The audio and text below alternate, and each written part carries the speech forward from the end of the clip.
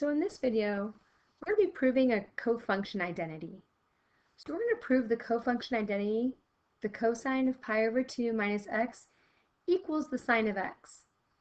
So here we see that we have a difference formula for cosine, where our u is represented by pi over 2 and our v is represented by x. Let's recall what that formula looks like.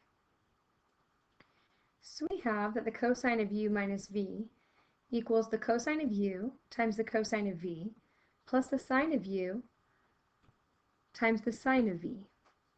And so we're going to go ahead and we're going to plug in our u and our v's into their places. So we're going to have the cosine of pi over 2 times the cosine of x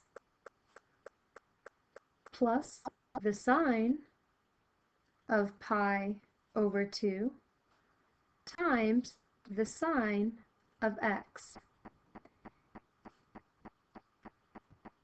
Looking at a unit circle, we can see that the value for the cosine of pi over 2 is 0. And we can see that the value for the sine of pi over 2 is a 1. And so we can plug those values in for our cosine of pi over 2 and our sine for pi over 2. So 0 times the cosine of x plus 1 times the sine of x.